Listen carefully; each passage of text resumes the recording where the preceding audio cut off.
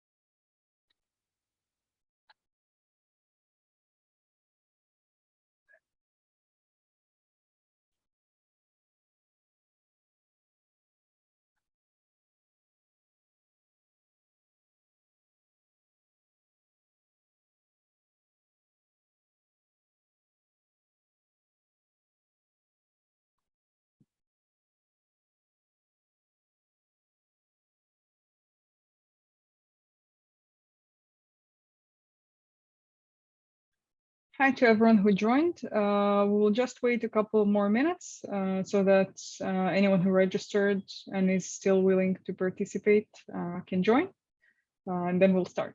So thank you for your patience.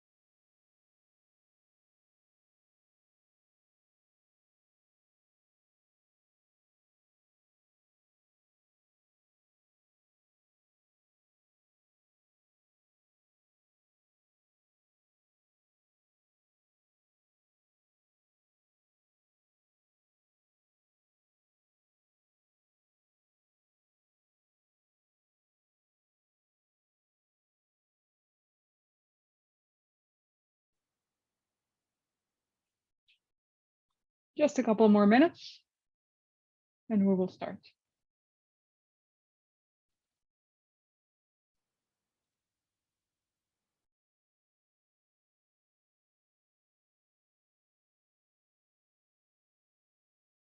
If you have friends who wanted to join, feel free to let them know. We will wait for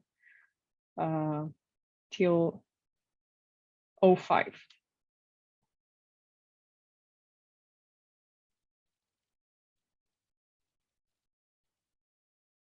And tie back to everyone who wrote hi.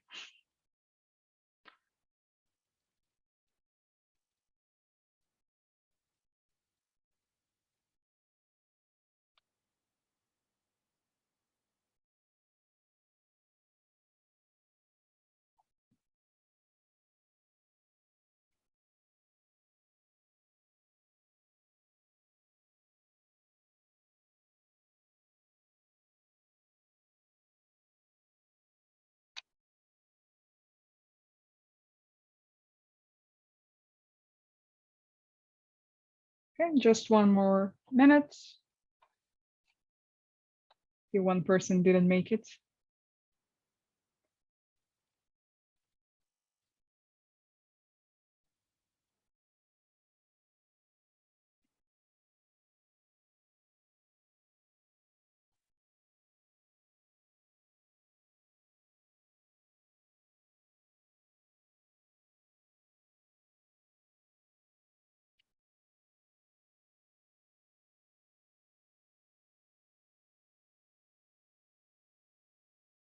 Okay, I think we will start now. So hi everyone, welcome to the webinar series by Kela, Cyber Threat Intelligence. My name is Irina Nestorovsky. I'm the Chief Research Officer at Kela, and today I will be discussing the latest research by our Cyber Intelligence Center, which looked into cybercrime threats posed to the UK financial sector. I will be happy to answer any questions in the end of the session. So if you're afraid to forget them, feel free to write them down.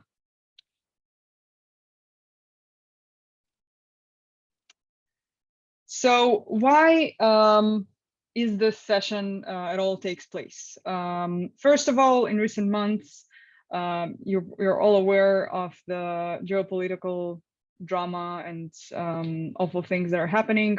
Russia-Ukraine war. So since the start of the Russian offense against Ukraine, the US CISA and the GCHQ of UK have warned worldwide and UK companies from cybercrime activities perpetrated by cybercriminals who support the Russian cause. Moreover, a survey of UK companies in 2020 to 2021 showed that those companies faced different attacks over the past year, cyber originating attacks, as of course the years prior, but those are the most recent numbers. Finally, with the financial sector and others moving more services and more banking financial services online, the potential attack surface against those companies and their clients becomes larger and more lucrative to cyber criminals. And so we will take a closer look at cyber threats that UK companies in general have faced during 2021 and early 2022, as well as companies specifically from the financial sector. We will, of course, also discuss the implications and potential mitigations of the threats. But first, let's clarify some terms. The title of this webinar says Cyber Threat Landscape. So you all probably know what cybercrime is, right? Essentially, any kind of crime that is perpetrated through the cyber realm. What we look into, though, as Kela, is a very specific kind of activities through which organizations and individuals' information and cybersecurity can be impacted, meaning not your drugs trade through Telegram or Telegrass, the Israeli version, or arms trade, but something less physical. The cybercrime ecosystem, which we at Kela are constantly researching, and of course I will talk about this later, is comprised of sellers and buyers, just as your usual financial ecosystem. You can find there anything from databases of personal information to malware to tools that can be used to breach software and networks. And of course, just your usual credit card related fraud. And there I'm talking about is essentially online sources. So those are closed access dedicated marketplaces and forums. Those are specific instant messaging groups. So you wouldn't think of Telegram, which I already mentioned, as you know, a cybercrime source, but still cyber criminals operate there as well. And of course, there are even clear web websites and social media, clear web as opposed to the dark web, which we can discuss. All of those people selling different types of information that you can see also illustrated in the slide means that a single threat actor or a group no longer have to know how to do or conduct an attack against an organization from start to end. They can purchase relevant tools, credentials, initial access online from other cyber criminals, thereby actually saving time, not necessarily money, but saving time or effort to learn all those tools by themselves.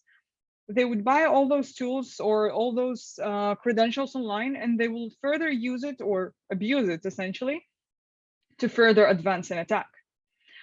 Therefore, it is very crucial to monitor an organization's and its employees' exposure in cybercrime sources to make sure that any compromise that is discussed in those sources is accounted for and mitigated before it becomes an actual cyber attack. So a few words on where in all this does Kela fit in. Using our proprietary technology through our cybercrime intelligence platform, we automatically collect data from hundreds of cybercrime underground sources, such as the ones I mentioned previously. We next ingest everything into our database and automatically disseminate relevant intelligence to our clients in a readable, understandable form. We also provide context to the threats wherever needed and conduct relevant research in our Cyber Intelligence Center, which I lead. This essentially allows our clients to always be in the know regarding threats posed to them from those cybercrime underground sources and mitigate the threats accordingly. So let's look into just some examples of UK-oriented threats collected by a platform.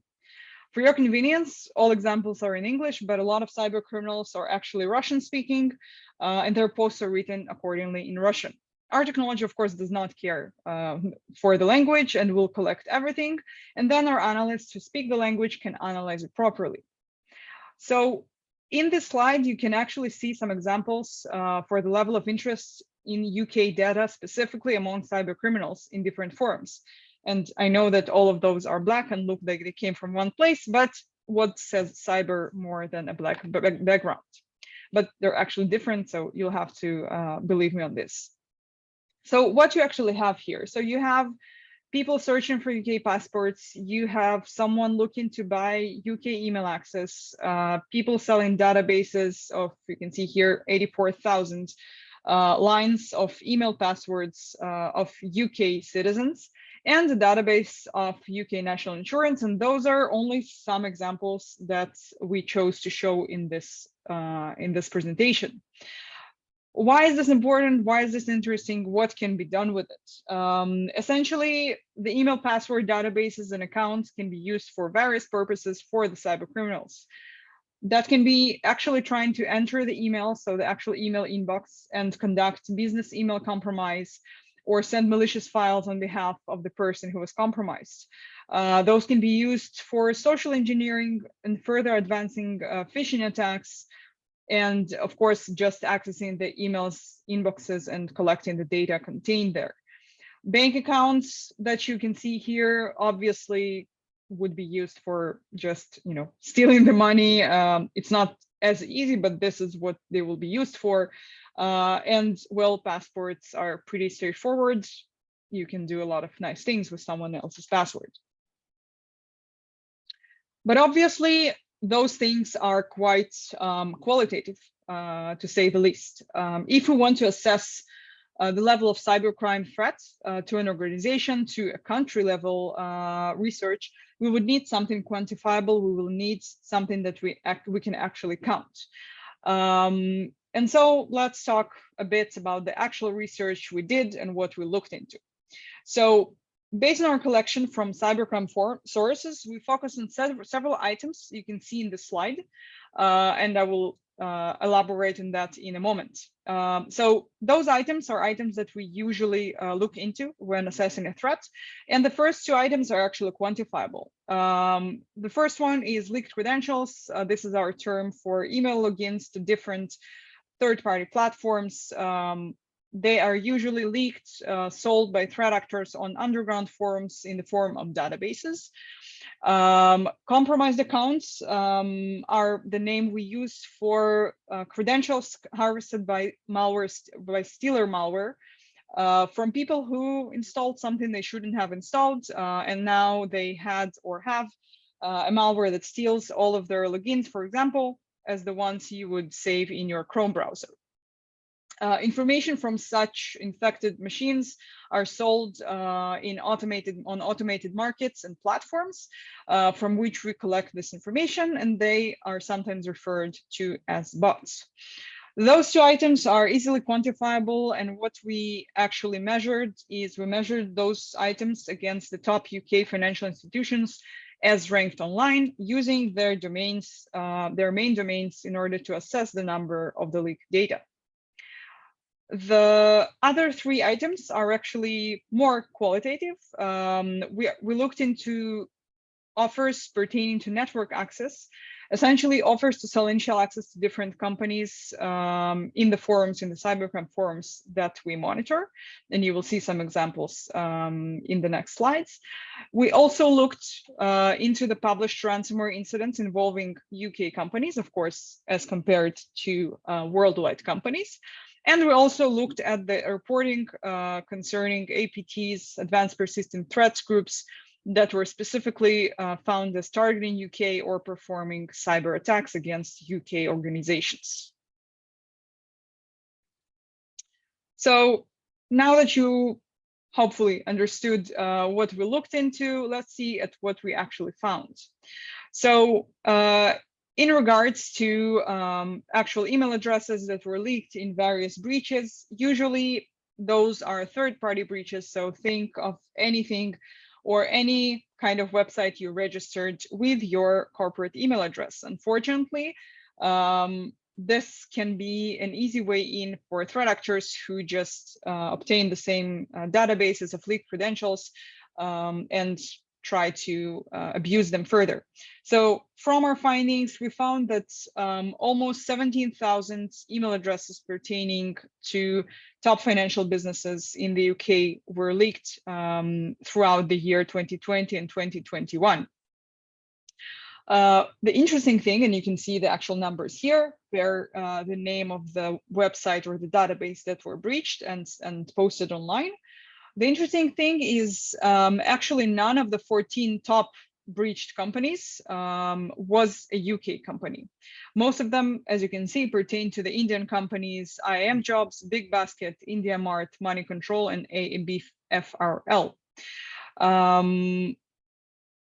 As the UK plays a significant role in the global economy, often providing services to international companies and organizations, it is likely that breaches related to foreign companies would affect UK firms.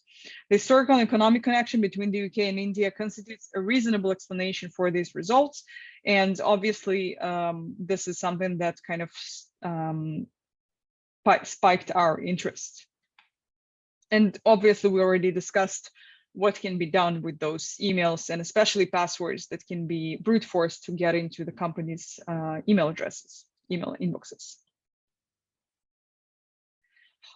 Next up is the compromised accounts. As I mentioned earlier, this is the information sourced by stealer malware sold through automated platforms, which we collect and disseminate to our clients. What you see in the screenshot is a small part of the findings in this research as presented through our cybercrime intelligence platform. And what you can actually see is that each line is a different resource or service, as we call it, to which a person's credentials were stolen. So for each of those, you can see the part of the companies that we surveyed, and you can see that there are different services here that could be accessed by any cyber criminal who will actually buy those credentials. The funny part is that it doesn't have to cost a fortune. You can buy those for as little as $5, $10, and so on, but you can easily find them for very small prices. What we found is that almost 2,000 accounts of different UK financial firms were compromised and offered for sale on those platforms in the survey time. The more concerning example is, of course, not the credentials of, for example, HSBC clients, but of the different of the employees of those companies. How can we know who's an employee, who is not? Obviously, by looking at the actual URLs. There we were able to see that several concerning findings were available to us. So for instance, we detected credentials to a secured email service of a large investment bank. We found credentials to the Active Directory of a different professional services network headquartered in London. And those can be used to log into the company's Active Directory service. We also found credentials to corporate VPN used by multinational professional services network. And obviously, as since the start of COVID, people started working more and more from home, the corporate VPNs became a very valuable commodity, both for people who use it and for cyber criminals. And access and credentials essentially to such a tool could enable cyber criminals a more valuable and more confidential access to the company's network. So obviously, all of those are quite concerning, and our mitigation would be kind of try and understand who those credentials belong to. As I mentioned, we also reviewed posts from threat actors who offered various types of accesses to organizations' networks. Initial network access, and you can, hopefully you will be able to read about it, that you will have time in our blog. Initial network access can assist threat actors with ransomware operations and other malicious activities, serving as a foothold from which they can move laterally throughout the compromised network. Each of those accesses can turn into millions in ransom demanded by buyers who can leverage them into ransomware attacks. And we have previously described this relationship between network accesses and ransomware attacks. Again, you're welcome to read all about it. Nevertheless, of course, this can lead not only to a ransomware attack, but other multiple malicious activities, information theft, phishing attacks, malware distribution. So you can see actually on the right here an example. It's in Russian, but we were nice enough to translate it to English. So we can see such an offer made by an threat actor named Brown, in which we see him selling access to a UK-based fintech company with $5 million in revenue. The interesting part here is that it's not that we actually redacted this information, but this is how the actors actually presented. They will not name the actual company. They will describe it so that other cyber criminals can essentially decide if this access is interesting for them. Is it a big enough company? Do they have enough money? Which country they're based in? And so we in Kela, we essentially review those offers and we always try to decipher maybe the potential victim. So this specific actor claims that the access is provided through an RDP and you could log into a local admin privileged machine. This access, which is essentially credentials for an RDP in a specific organization, is offered for as little, I would say, as $300. Personally, I can say that sometimes it's negotiable. But even for $300, you could try and gain access into an organization and upgrade your privileges, and if you're skillful enough. Through our review of the offers made in 2021 and early 22, we found around 60 instances of accesses to UK companies and organizations being sold in those cybercrime forums. We saw one of the actors who was the most prolific, if you can say it. He offered the most accesses to UK, the actor named Barf. And you can see here on the left a snapshot from also our platform for all of Barf's offers. So this is how this information looks. Obviously, those accesses are also traded privately between threat actors once they gain some sort of reputation, but this is the information that Kela detected throughout those years. So we mentioned ransomware because network accesses can lead to that as well. Let's take a look at what we saw when we analyzed some of the data we obtained from ransomware gangs, blogs, and leak sites, threat actors, negotiation portals, and media reports. The reason why I specify this is because it is important to note that this number of victims that we reviewed, it does not reflect the actual number of victims. Some compromised companies pay the ransom, and so they do not get publicized. It's not always possible to identify companies from ransomware negotiation notes. And so we can only count and we can only see what's available publicly through various cybercrime sources or public reports. So in 2021, we saw that 135 UK companies were published as victims of ransomware attacks. This essentially places UK in the 4th place in the number of known ransomware victims based on the analysis we performed. US was leading, as it usually does, but UK is, I wouldn't say it's a great place to be, but it's the 4th one. You can see the different groups that attacked, and you can see that the financial sector actually accounted for 9 victims out of all the victims that were published.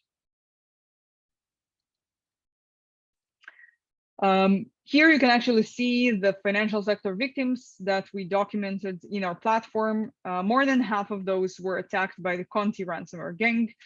I'm sure that you have heard about those guys. They received quite the attention this year. not only due to them being the top attacker. So when we analyzed all the ransomware reported incidents, it was clear that Conti was the leader, but also due to the leak of their internal information, internal conversations, essentially, that was made public after they announced they are supporting Russia's invasion of Ukraine. Actually, it was, according to reports, it was a Ukrainian insider, if you can call it, a guy who had access to their servers, and he didn't like that support, and he just leaked everything online. Within those conversations of the Conti team, which we ingested fully into our database, we could see discussions between the operation team members concerning some victim companies, including UK ones. Those conversations usually surround the actual ongoing attack. Is the victim going to pay, what they want, what they have on the victim, and so on. Really fascinating if you have some spare time to read. And lastly, information that we looked into is reported APT activity. Here as well, of course, if no one detected the campaign, or if no one could attribute the campaign to a specific APT, it will not count here. But we try to review which groups pose the most threat to UK companies and organizations over the reviewed period.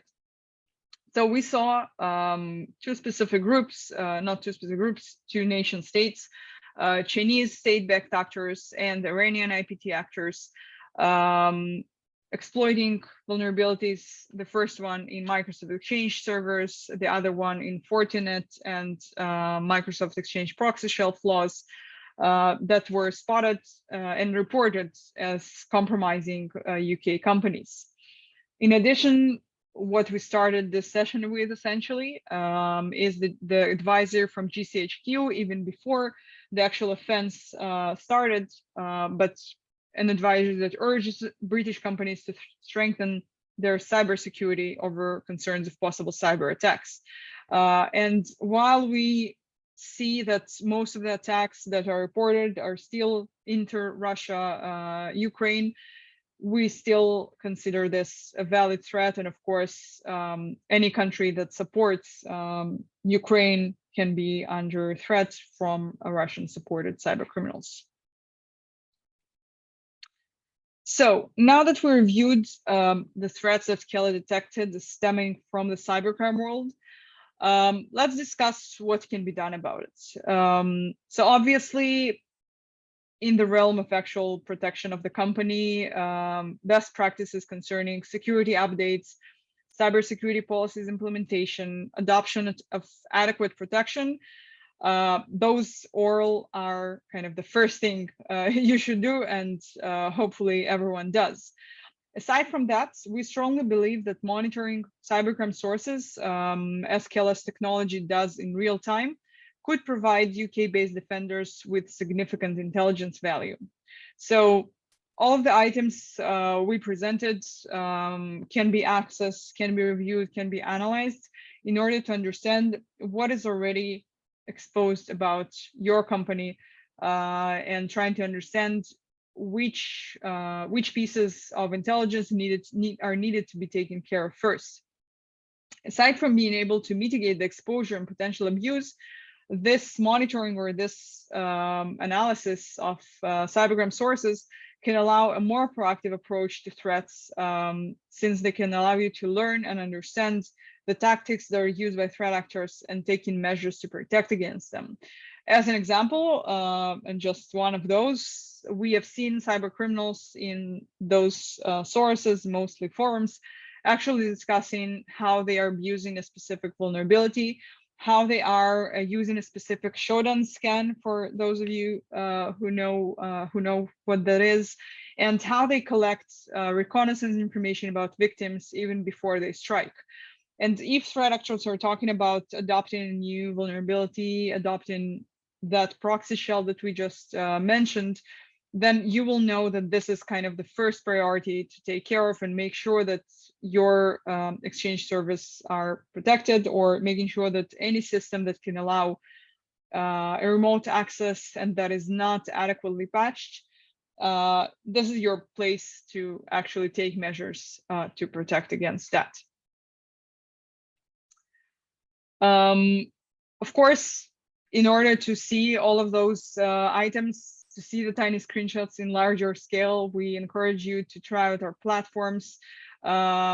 You can get a free trial for one of our cybercrime platforms to research information from cybercrime sources. So we highly encourage you to do that. Go ahead to our website, or if you're fast enough to scan the QR code, and hopefully you can get some helpful intelligence from there.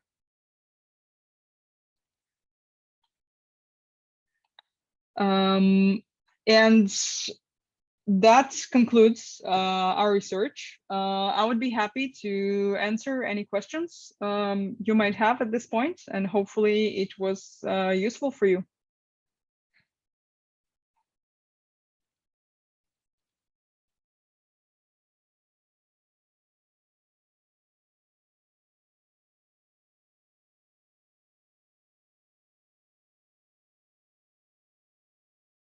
Okay, I see that we have a question about copy of representation. We will be able to share the recording, but not the presentation.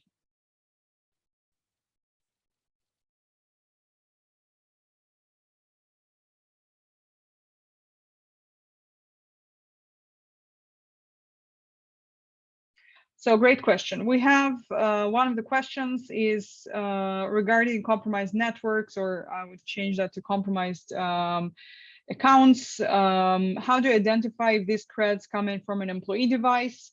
How do you identify ADFS and corporate VPN? So what I can do, I will try to go back to that slide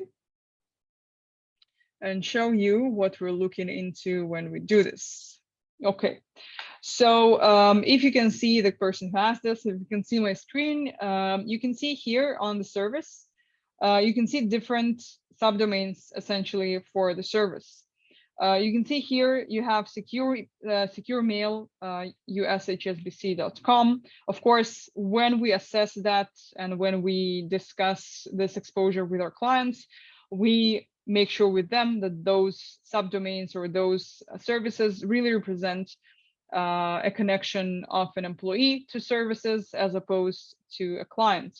But we can, for ADFS specifically, there is an identifying string that we search within the database, and then we can identify that this is the ADFS connection, or VPNs that are specifically stating that those are VPNs. Of course, many times we'll need cooperation from our clients, because obviously sometimes it's not as straightforward as a subdomain of their usual service, but something more exclusive, or they're using a third-party supplier, and there we will actually need cooperation from the client to receive the actual services that needs to be monitored.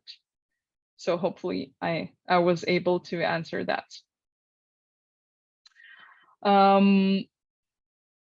So I'll try to answer the next question until we get confirmation on the understandability of the first one.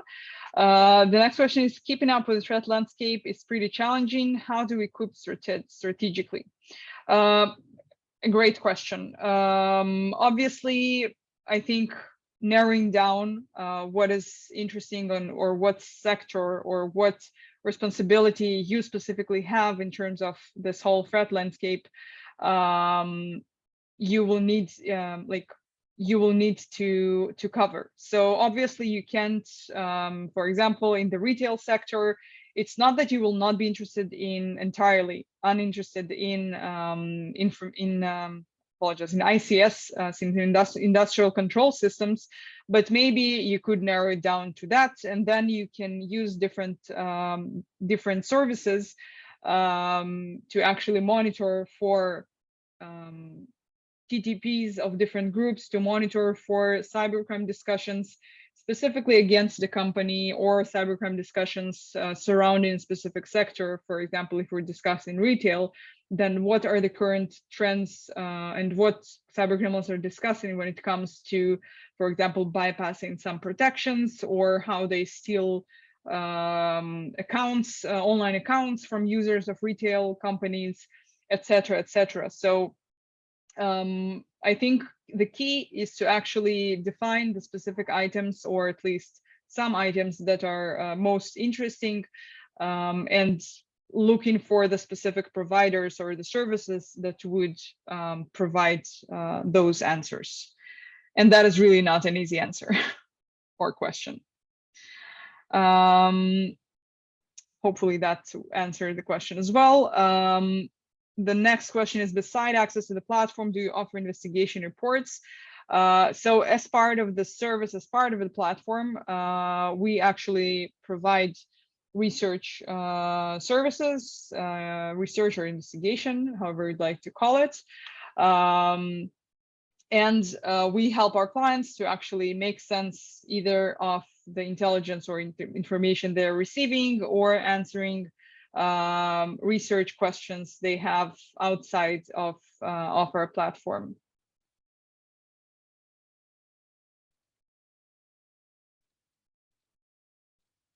Okay, hopefully that answered. Okay, we have a question about the companies that appear here and how often they appear. So what we do is that we work with specific companies, and we provide their data to them. We are not bombarding companies that we are seeing outside of our research with information about them. And we just hope that they will hear about Kela, and of course, you know, use our research. We know that some companies have, you know, clients of companies were affected by different breaches, by different incidents, but I can assure you that many of those companies have cybersecurity or intelligence services that they use. But to the actual question, we are not usually approaching companies specifically that we see, whose information we see in our sources, unless we work with them.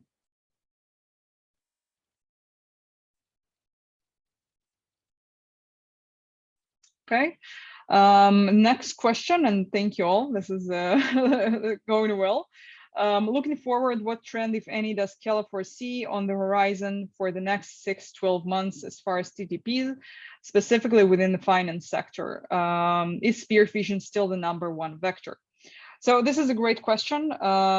Regarding spear phishing, so as we're looking into what cyber criminals are discussing, many of the TTPs used are kind of passing under the radar, if I can say that, because the actual attacks and the actual campaigns, unfortunately, are not something that is widely discussed. But we can see the tools that they are using, the tools they are selling, and everything that can be used for that. The trends for the financial sector, and this is actually a great question.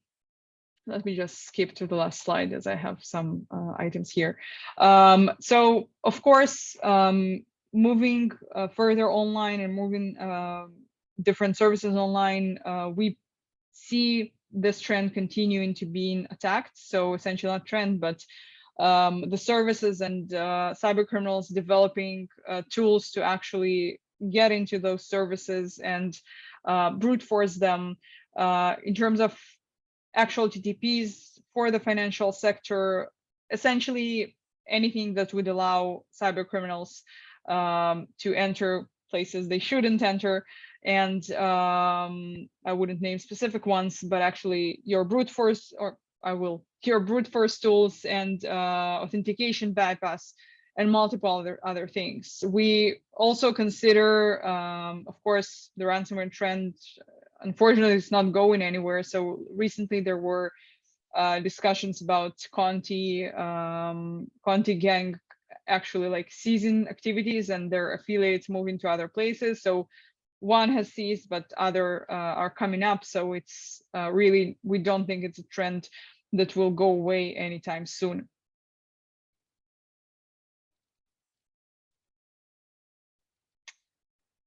Okay.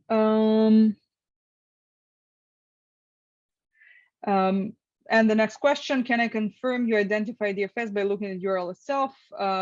Yes, exactly.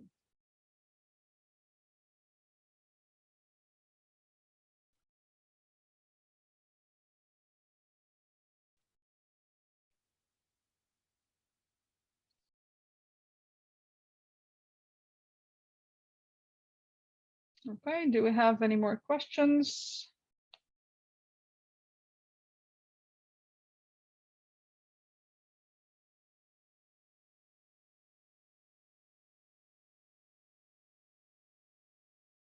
I also returned the QR code so we can use it.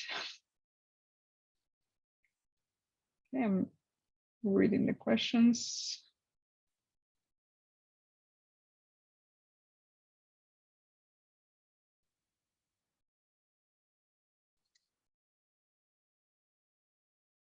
Okay, and thank you for thank you for all of the compliments.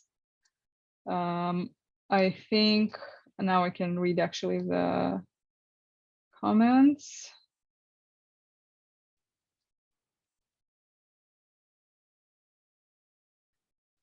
Just a second.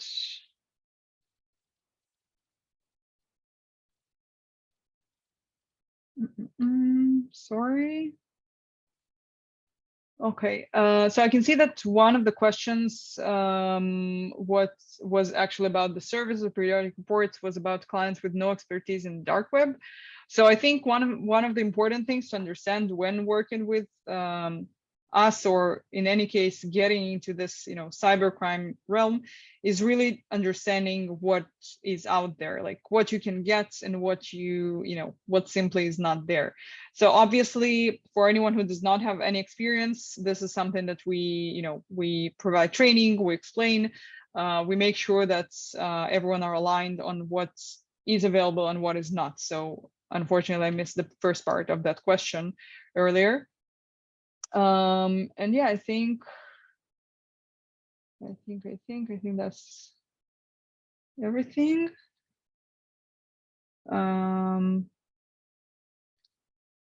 Okay, there is a question, does Kela plan to offer any ransomware assistance services in the future, IR or crypto negotiations?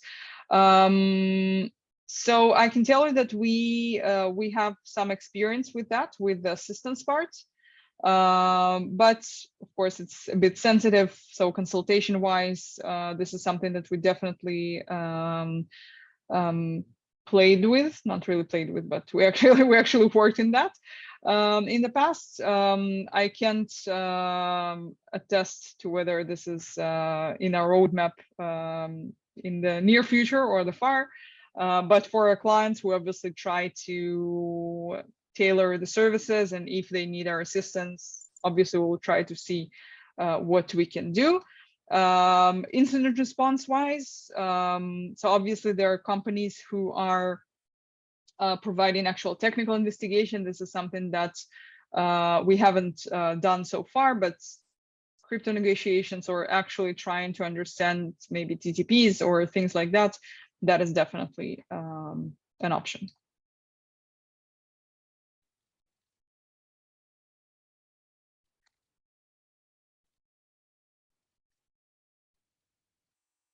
And thank you, Mark de Simone, for the suggestion. We will copy it.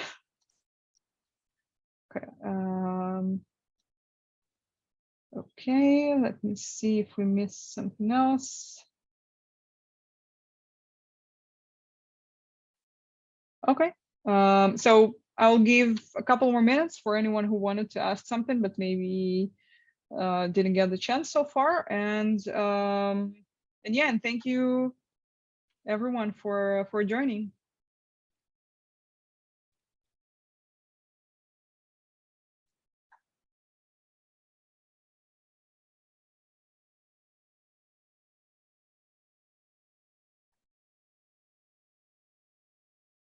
Thank you, Mark.